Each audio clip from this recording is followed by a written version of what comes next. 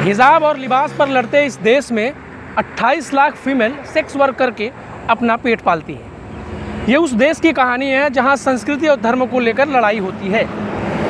ताज़ा दैनिक भास्कर की एक रिपोर्ट के अनुसार पूरे देश में 28 लाख से ज़्यादा फीमेल सेक्स वर्कर हैं, जिसमें से 36% नाबालिग लड़कियां हैं। जी हाँ, देह व्यापार में 36% नाबालिग लड़कियां हैं।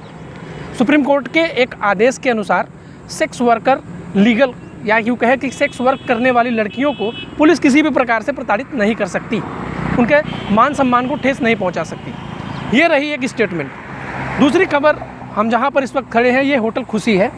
पिछले दिनों यहां पर एक छापेमारी की गई और यहां से ये कहा गया कि 5 जोड़ों को पकड़ा गया है और इस होटल पर यह आरोप लगाया गया होटल मालिक पर कि यहाँ पर देह व्यापार का धंधा कराया जाता है। इस आरोप के लगने के बाद तमाम मीडिया चैनल्स ने अपने पोर्टल और तमाम जगहों पर यह छापा कि बहुत बड़ा सेक्स रैकेट का भांडाफोड़, जलालपुर में सेक्स रैकेट का भांडाफोड़।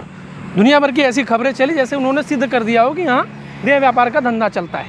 यहाँ के मालिक ने बात की, यहाँ के मालिक से हमने बात की तो उन्होंने ये बताया और उस दिन भी उन्होंने स्टेटमेंट दिया था कि जितने भी लोग यहाँ पर थे उस वक्त मौजूद, वो सभी बालिग थे और नियमानुसार होटल में रुके हुए थे। आपने ओयो का नाम सुना होगा, ओयो में भी सेम सिस्टम होता है। वहाँ पर कोई छापेमारी नहीं कर सकते आप, वहाँ पर आज तक कभी सुनने को नहीं मिला। ओयो तो विश्वविख्यात है, वहाँ पर तो कभी नहीं जाते आप। लेकिन यहाँ पर इस होटल पर ये आरोप लगा दिया गया कि यहाँ पर देह व्यापार का धंधा कराया जाता है। होटल मालिक के ऊपर ये आरोप लगा दिया गया।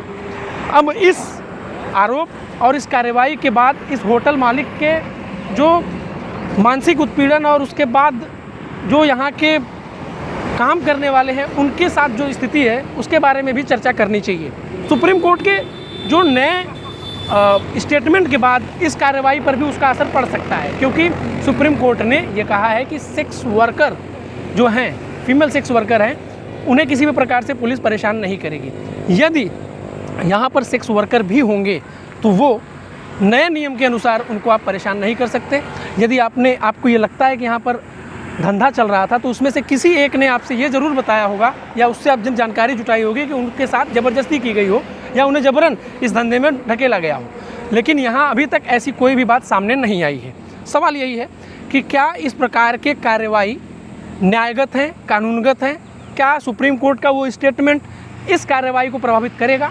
इन्हीं सब सवालों के साथ मैं आपको छोड़े जा रहा हूँ जौनपुर जनपद के जलालपुर के इस खुशी होटल पर, जहाँ पर आज ताला लगा है, जहाँ पर कार्रवाई के बाद इसे सील कर दिया गया है। अब यही सवाल है कि सुप्रीम कोर्ट के उस स्टेटमेंट का इस होटल पे क्या प्रभाव पड़ेगा। लगातार हमारे साथ बने रहिए, देखते रहिए नो पॉलिटिक्स भारत।